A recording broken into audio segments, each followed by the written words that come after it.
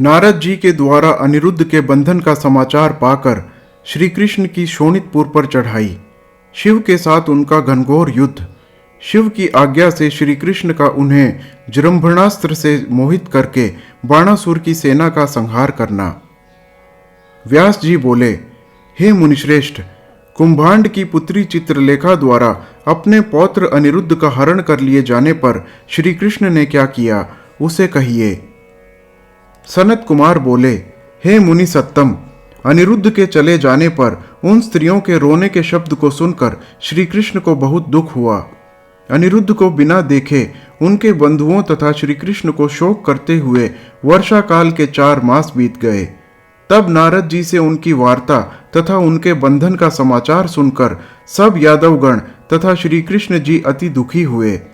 उस संपूर्ण वृत्तांत को सुनकर श्री कृष्ण उसी समय आदर पूर्वक गरुड़ को बुलाकर युद्ध के लिए शोणितपुर को गए।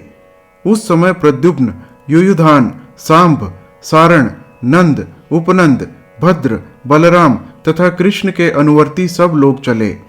12 अक्षौहिणी सेना के साथ श्रेष्ठ यादवों ने चारों ओर से बाणासुर के नगर को घेर लिया। नगर, उद्यान, प्राकार, अटारी, गोपुर आदि को विध्वस्त होता हुआ देखकर क्रोध से व्याप्त वह बाणासुर भी उतनी ही सेना के साथ निकल पड़ा। बाणासुर की रक्षा करने के लिए भगवान सदाशिव नंदी वृषभ पर सवार होकर अपने पुत्र तथा प्रमथ गणों के साथ युद्ध करने के लिए आए। वहां बाणासुर के रक्षक रुद्र आदि से श्री कृष्ण आदि का अद्भुत रोमांचकारी तथा भयंकर युद्ध हुआ। कृष्ण के साथ शिव जी का, प्रद्युम्न के साथ कार्तिकेय का एवं कूष्मांड और कूपकर्ण के साथ बलराम का परस्पर द्वंद्व युद्ध होने लगा। सांब का बाणासुर के पुत्र के साथ, सात्विकी का बाणासुर के साथ, गरुड़ का नंदी के साथ एवं अन्य लोगों का अन्य लोगों के साथ युद्ध होने लगा। उस समय ब्रह्मा आदि देवता, मुनि, सिद्ध, चारण, गंधर्व तथा अप्सराएं अपने वाहनों तथा विमानों से युद्ध देखने के लिए आए। हे विप्रेंद्र, विविध आकार वाले रेवती आदि प्रमथों के साथ उन यदुवंशियों का बड़ा भयानक युद्ध हुआ।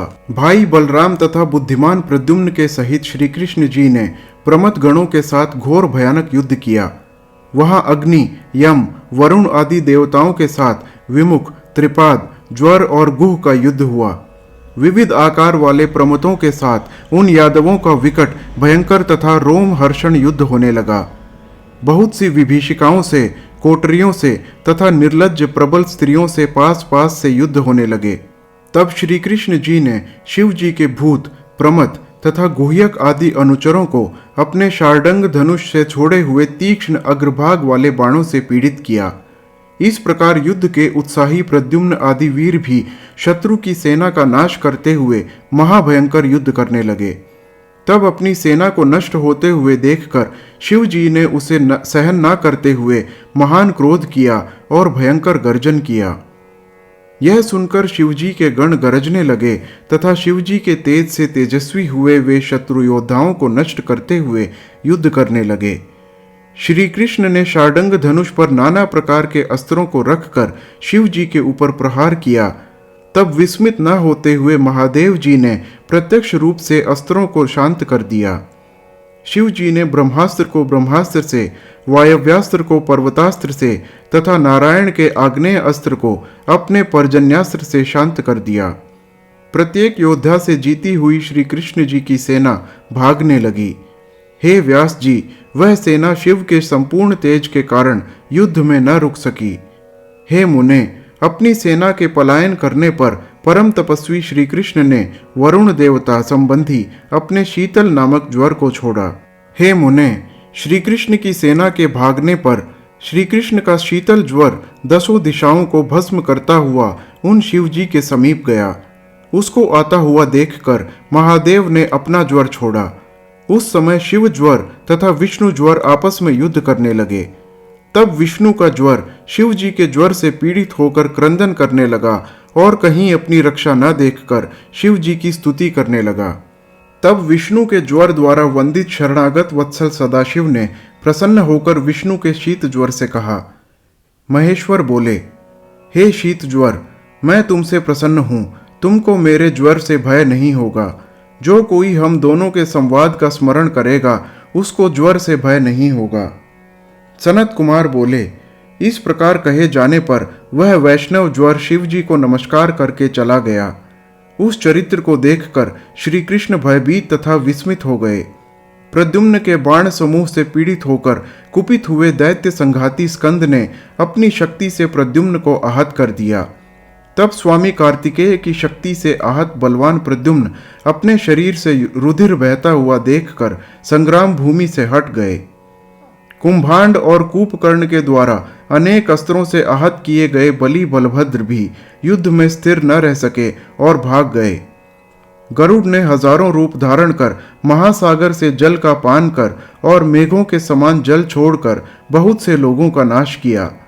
तब शिव जी के वाहन बलवान वृषभ ने कुपित होकर उन गरुड़ जी को बड़े वेग से शीघ्रतापूर्वक सींगों द्वारा विदीर्ण कर दिया। तब सींगों के आघात से विदीर्ण शरीर वाले गरुड़ जी अत्यंत विस्मित हो शीघ्र ही भगवान को छोड़कर युद्ध स्थल से भाग गए। ऐसा चरित्र होने पर देवकी पुत्र भगवान श्री कृष्ण शिव जी के तेज से विस्मित हो शीघ्र ही अपने सारथी को कहने लगे। श्री कृष्ण बोले, हे सूत, तुम मेरे वचन को सुनो। मेरे रथ को शीघ्र ले चलो, जिससे मैं शिव के समीप स्थित होकर उनसे कुछ कह सकूं। सनत कुमार बोले, भगवान के इस प्रकार कहने पर अपने गुणों के कारण मुख्य दारुक नामक सारथी शीघ्र ही उस रथ को शिव जी के समीप ले आया। तब शरणागत हुए श्री कृष्ण ने झुककर हाथ जोड़कर भक्त वत्सल शिव जी से भक्तिपूर्वक प्रार्थना की। श्री कृष्ण बोले, हे देवों के देव, हे महादेव, हे शरणागत वत्सल, आप अनंत शक्ति वाले सबके आत्मरूप परमेश्वर को मैं नमस्कार करता हूँ। आप संसार की उत्पत्ति, स्थिति एवं नाश के कारण सज्जप्ति मात्र, ब्रह्मलिंग, परम शांत, केवल, परमेश्वर, काल, दैव, कर्म, जीव, स्वभाव, द्रव्य, क्षेत्र, प्राण, आत्मा, विकार तथा अनेक समुदाय वाले हैं। हे संसार के स्वामिन, बीज रोह तथा प्रवाह रूपी यह आपकी माया है। इस कारण मैं आप बंधनहीन परमेश्वर की शरण में आया हूँ। आप लोकेश्वर अपने द्वारा किए गए विविध भावों से लीला पूर्वक देवता आदि का पोषण करते हैं तथा बुरे मार्ग में जाने वालों को स्वभाव से विनष्ट करते हैं। आप ही ब्रह्म, परम ज्योति स्वरूप तथा शब्द ब्रह्म रूप हैं। आप निर्मल आत्मा को योगी केवल आकाश के समान देखते हैं। आप ही आदि पुरुष, अद्वितीय, तुर्य, आत्मदृष्टा, ईश, हेतु, अहेतु तथा विकारी प्रतीयमान होते हैं। हे प्रभो, हे भगवन, हे महेश्वर, आप अपनी माया से संपूर्ण गुणों की प्रसिद्धि के निमित्त सभी से युक्त तथा सभी से भिन्न भी हैं। हे प्रभो, जिस प्रकार सूर्य छाया रूपों का तिरस्कार करके अपनी कांति से प्रकाश करता है, उसी प्रकार दिव्य नेत्र वाले आप सर्वत्र प्रकाश कर रहे हैं। हे विभो, हे भूमन, हे गिरीश, आप गुणों से बिना ढके हुए भी अपने गुणों से समस्त गुणों को दीपक के समान प्रकाशित करते हैं। हे शंकर, आपकी माया से मोहित बुद्धि वाले पुत्र, स्त्री, ग्रह आदि में आसक्त होकर पाप समुद्र में डूबते उतरते रहते हैं। जो अजितेंद्रिय पुरुष प्रारब्धवश इस मनुष्य जन्म को प्राप्त कर आपके चरणों में प्रेम नहीं करता, वह शोक करने योग्य तथा आत्मवंचक है। हे भगवन, मैं आपकी आज्ञा से बाणासुर की भुजाओं को काटने के लिए आया हूँ। अभिमान के नाश करने वाले आपने ही इस गर्वित बाणासुर को शाप दिया है। हे देव, आप संग्राम भूमि से लौट जाइए, जिससे आपका शाप व्यर्थ न हो। हे प्रभु, आप मुझे बाणासुर के हाथ काटने की आज्ञा दीजिए। सनत कुमार बोले, हे मुनीश्वर, श्री कृष्ण के इस वचन को सुनकर महेश्वर शिव जी ने श्री कृष्ण की स्तुति से प्रसन्न चित्त होकर कहा। महेश्वर बोले, हे तात, आपने सत्य कहा। मैंने दैत्यराज को शाप दिया है। आप मेरी आज्ञा से बाणासुर की भुजाओं को काटने के लिए आए हैं। हे रमानाथ, हे हरे, मैं क्या करूं? मैं सदा भक्तों के अधीन हूँ। हे वीर, मेरे देखते हुए बाणासुर की भुजाओं का छेदन किस प्रकार हो सकता है? अतः आप मेरी आज्ञा से जृंभणास्त्र से मेरे जृंभण अर्थात जम्भाई आना कीजिए। इसके बाद अपना यथेष्ट कार्य कीजिए और सुखी हो जाइए। सनत कुमार बोले, हे मुनीश्वर, शिव जी के इस प्रकार कहने पर वे श्री कृष्ण जी अति विस्मित हुए और अपने युद्ध स्थल में आकर प्रसन्न हुए। हे व्यास जी, इसके बाद अनेक अस्त्रों के संचालन में कुशल भगवान श्री कृष्ण जी ने शीघ्र ही जृंभणास्त्र का धनुष पर संधान कर उसे शिवजी के ऊपर छोड़ा। उस जृंभणास्त्र से जृंभित हुए शिवजी को मोहित करके श्री कृष्ण ने खड्ग, गदा तथा रिष्टि से बाणासुर की सेनाओं को मार डाला। हर हर महादेव।